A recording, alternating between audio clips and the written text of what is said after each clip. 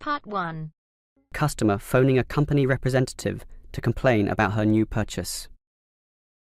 First, you have some time to look at questions 1 to 5.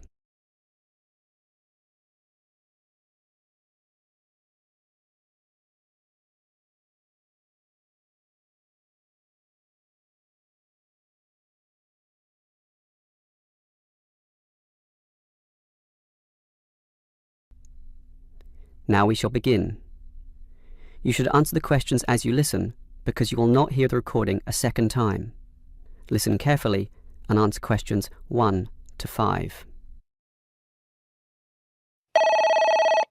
Hello, is this the Dynamo Motorcycle Company? Yes, it is. How can I help you? Well, I have an instruction manual here for your new electric motorcycle, but I'm not satisfied with the purchase at all. Well, I'm sorry to hear that. But don't worry, I'm sure we can sort this out. Before we do anything, can you tell me the model number? At the top of the instruction manual here it gives the model number RTY34. TY34. Okay. Now, what's the nature of your complaint? It's many things, actually. The biggest problem is that you say in your manual that the battery will take the motorcycle 30 kilometres. That's right. Well, it's lucky to take me 8. The battery is usually flat by then, often leaving me stuck at the side of the road. Are you sure you're charging it correctly? I'm fairly sure. I follow all the instructions and plug it in for a long time. And are you sure you charge it for the required 3 hours? I charge it until the charging light goes off, and that's 2 hours, so that should be enough. And there's a serious design fault with this motorcycle. When you're riding it, there's no meter to show you how much power is left, so you actually don't know when the machine is going to stop working. There's a voltage gauge. Yes, but that tells you nothing. The needle fluctuates about from 55 to 45, so whatever it says is meaningless. According to the manual, you're meant to charge the battery if the needle falls under 50 volts. But even when you charge it, it can go below 45. As I said, the needle just waves all over the place. The result is that I'm always worried that the bike will leave me stranded in the middle of nowhere. Well, I'm sorry about that. Sure, but what are you going to do about it? Unfortunately, we don't have a refund policy, but if you take the bike to one of our shops, our mechanics will look at it. Perhaps there's a problem that we can fix. The gauge, for example. The other problem is the battery. I actually weighed it, and it's almost 6 kilograms, yet you say in your manual that it weighs only 3. I can barely pick the thing up, so it's not 3 kilograms at all. Maybe you purchased the wrong model by mistake. I doubt that very much. Basically, I think I've been defrauded, and I'd like to know what you're going to do about it. All right, I'll put you through to our complaints department. Before you hear the rest of the conversation, you have some time to look at questions 6 to 10.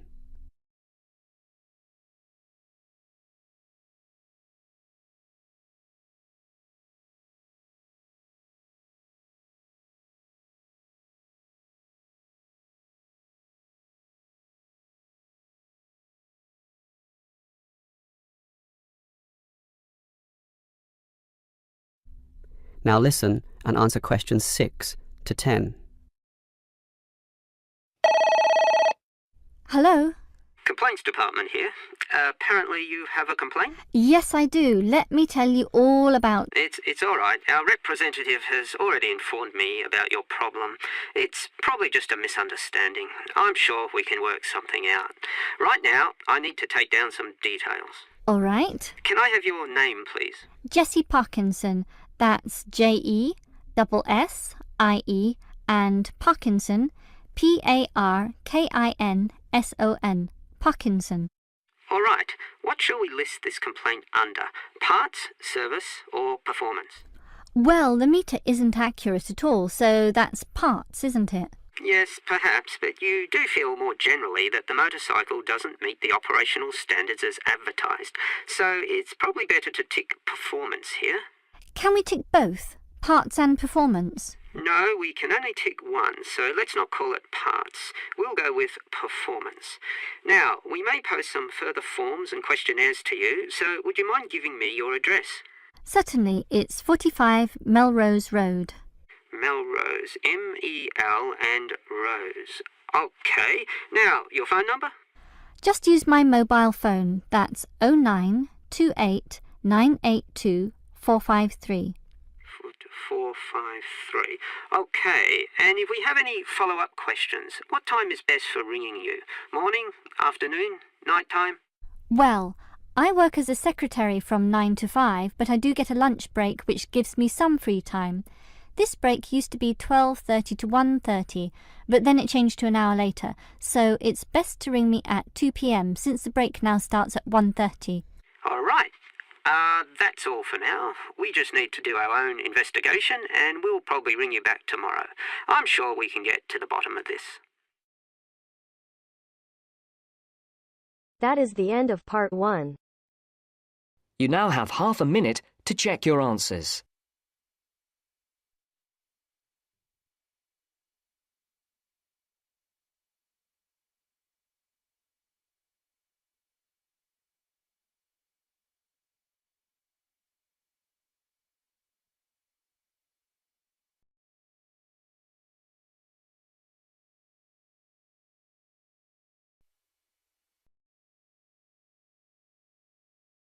Now turns to part 2. Part 2. You will hear a job interview. First, you have some time to look at questions 11 to 15.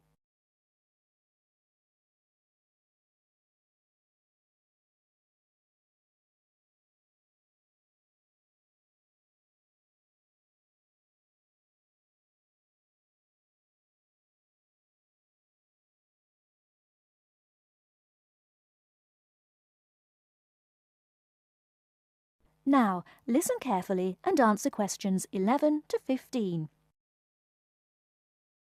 Please sit down, Mr. Wilson. My name's Jane Smith, and I'm the personnel manager. Hello, how do you do? Now, this is just a short preliminary interview. I'd like to talk about your present job and what you've done up till now. Yes, of course. Well, could you tell me how long you've had your present position in evening news? It is evening news, isn't it? Yes, that's right. I'm not sure. Let's see. I left university in 2002. Is that right? Yes, 2002. Then I was unemployed for about 2 months, and then I travelled round Britain for a few weeks. So it must be more than 3 years now, in fact. Yes. And have you any particular reason for wanting to change your job? I mean, why do you want to move? Well, I actually like my present job and still find it interesting. The salary's okay, so it's nothing to do with money, though you can always do with more. I suppose the thing is that I'm really very ambitious and keen to get promoted, so that's the real reason. You say you like your job. Can you tell me what aspect you like most? Oh dear, that's difficult. There are so many things. My colleagues are quite nice to go along with, so there's a good cooperative atmosphere, and compared to other presses, the working conditions are great. I mean, the office itself is good. Yes. And then there's the fact that as a journalist, I regularly write articles about what is happening at home or in the world, so I have to make decisions. I must be responsible for what I have written. You know, that's what I really like most about the job. They give me lots of room for initiative. Yes. Well, we're looking for someone who isn't a clock watcher and who isn't too concerned about working fairly long hours. Oh, I don't mind that. I'm used to it. I often work irregular hours. I was very often made to work at night.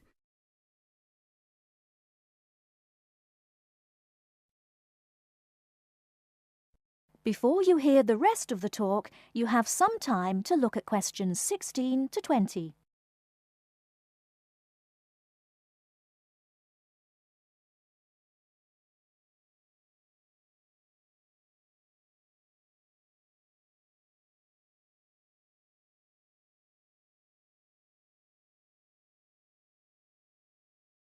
Now listen and answer questions 16 to 20.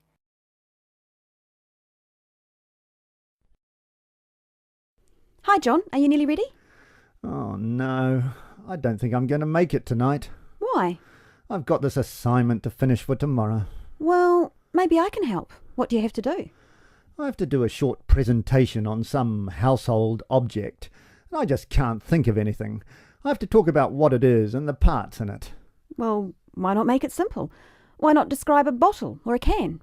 Well, that's far too simple. OK, how about an aerosol can? Maybe. What labels can you put on it? First, you'd have to draw an aerosol can. First thing you could label would be the hairspray or whatever was in the can. You'd just label that product, I suppose. Then you'd have to label the area above the product as the propellant.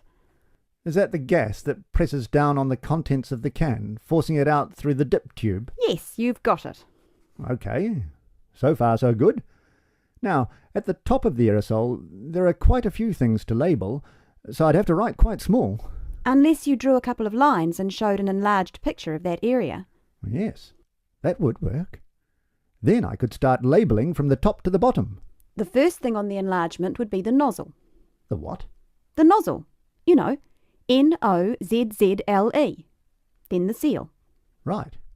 Then all I'd need is the spring. No, you'd need to label the inlet first, then the final part would be the spring. Anyway, that's it. You've finished. We can go out now. Well, I have to type all that into the computer first, and draw the can. Oh!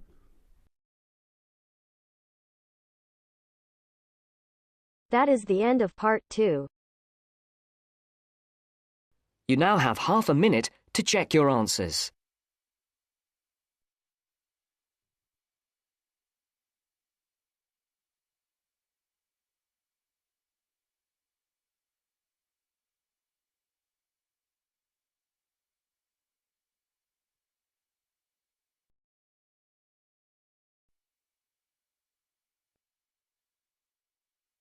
Now turns to part 3. Part 3. You will hear a student union officer's speech. First, you have some time to look at questions 21 to 25.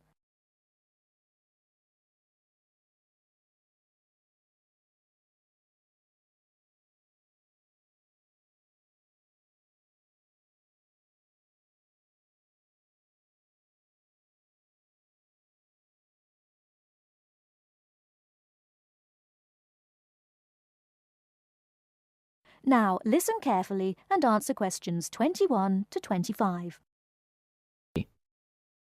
Hi there. May I wish you a very warm welcome to Ealing College, and more especially to the Student Union. The Student Union is run by 4 sabbatical officers, of which I am one.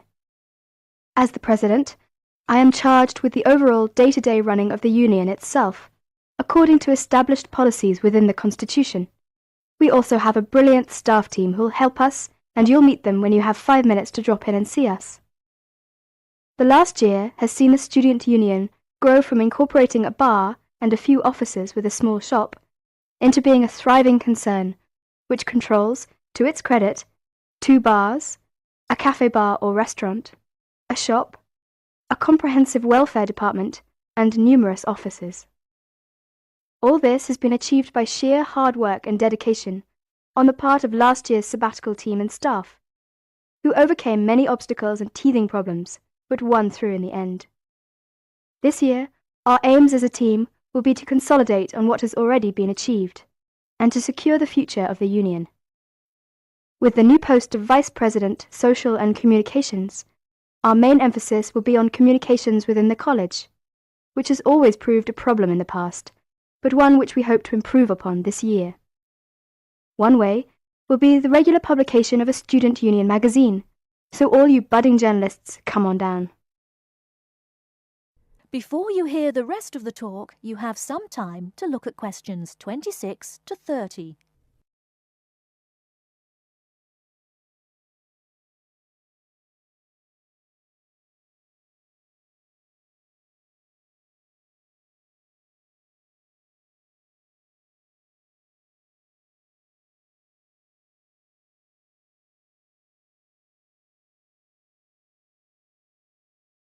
Now listen and answer questions 26 to 30. We are very aware that a lot of you have never had any contact with student unions before, and don't know what they are or what they can do for you. So basically, here's a quick rundown. If you have any problems at all, either when you start college or throughout your time here, don't hesitate to drop in the SU office in the North Building and see Pat, our office assistant. She will be able to help you with most of your day-to-day general inquiries, or if she can't, she will direct you to one of our staff who can. Myself and the other 3 vice presidents are here every day, and if you need to see us, just fix a time with Pat, and we'll be only too happy to help you. By the way, queries or problems can range from a late grant check, finding a place to live and academic matters, right through to the best places to eat, directions to the bar, or somebody blocking you in the car park. We'll give anything our best shot. Please remember, while you're at Ealing, that going to college is not just about education. Make sure you enjoy yourself as well, because believe me, time will fly once you're here. Ealing is a really good place to live, as there is lots to see and do. And don't forget, the metropolis of central London is only 20 minutes away by tube. Finally, the Student Union is an organisation run by students for students. So if there is anything you don't agree with, or you have any new ideas, please come along to the Union General Meetings and don't be afraid to speak up. Or you could give up a little of your time and stand for the Executive Committee, which is made up of students who help us out with lots of interesting things. I would like to take this opportunity to thank all the sabbaticals of the last 2 years who have worked so hard. My very special thanks goes to Winston, Martin and Peter and all the staff who not only did a great job, but have been my good friends as well. Lots of luck and success for your year at Ealing. Work hard, but play hard as well. That is the end of part 3. You now have half a minute to check your answers.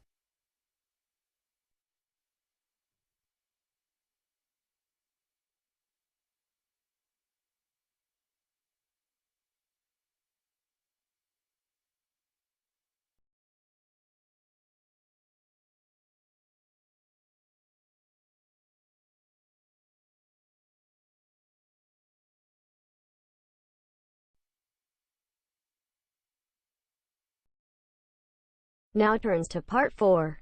Part 4. You will hear a lecturer talking about dust storms. First, you have some time to look at questions 31 to 36.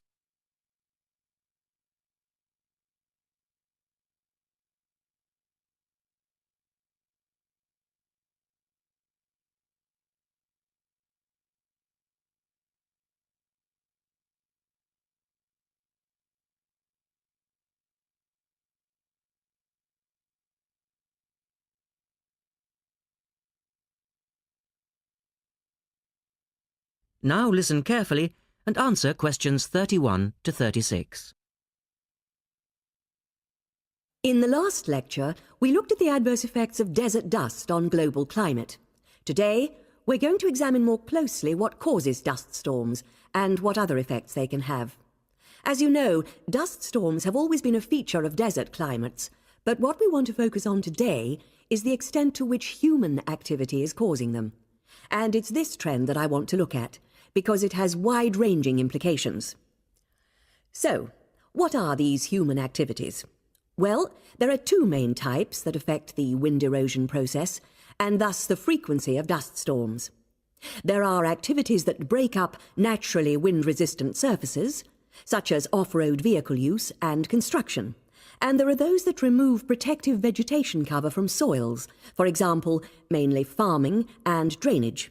In many cases, the 2 effects occur simultaneously, which adds to the problem. Let's look at some real examples and see what I'm talking about. Perhaps the best-known example of agricultural impact on desert dust is the creation of the USA's Dust Bowl in the 1930s. The dramatic rise in the number of dust storms during the latter part of that decade was the result of farmers mismanaging their land. In fact, choking dust storms became so commonplace that the decade became known as the Dirty 30s. Researchers observed a similar but more prolonged increase in dustiness in West Africa between the 1960s and the 1980s, when the frequency of the storms rose to 80 a year, and the dust was so thick that visibility was reduced to 1,000 meters. This was a hazard to pilots and road users. In places like Arizona, the most dangerous dust clouds are those generated by dry thunderstorms. Here, This type of storm is so common that the problem inspired officials to develop an alert system to warn people of oncoming thunderstorms. When this dust is deposited, it causes all sorts of problems for machine operators. It can penetrate the smallest nooks and crannies and play havoc with the way things operate because most of the dust is made up of quartz, which is very hard. Another example. The concentration of dust originating from the Sahara has risen steadily since the mid-1960s. This increase in wind erosion has coincided with a prolonged drought, which has gripped the Sahara's southern fringe. Drought is commonly associated with an increase in dust-raising activity, but it's actually caused by low rainfall, which results in vegetation dying off. In the second part, the speaker talks about the drying up of the Aral Sea. Look at questions 37 to 40 and complete the flowchart.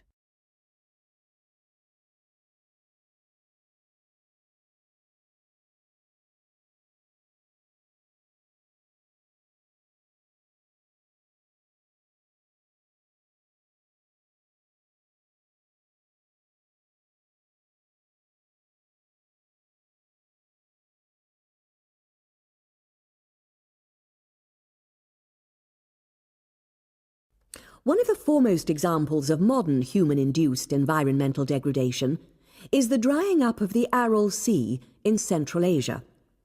Its ecological demise dates from the 1950s, when intensive irrigation began in the then Central Asian republics of the USSR. This produced a dramatic decline in the volume of water entering the sea from its two major tributaries. In 1960, the Aral Sea was the fourth largest lake in the world, but since that time it has lost 2/3 of its volume. Its surface area has halved, and its water level has dropped by more than 216 metres. A knock-on effect of this ecological disaster has been the release of significant new sources of wind-blown material as the water level has dropped. And the problems don't stop there. The salinity of the lake has increased, so that it is now virtually the same as seawater. This means that the material that is blown from the dry bed of the Aral Sea is highly saline. Scientists believe it is adversely affecting crops around the sea because salts are toxic to plants. This shows that dust storms have numerous consequences beyond their effects on climate, both for the workings of environmental systems and for people living in drylands. That is the end of part 4. You now have half a minute to check your answers.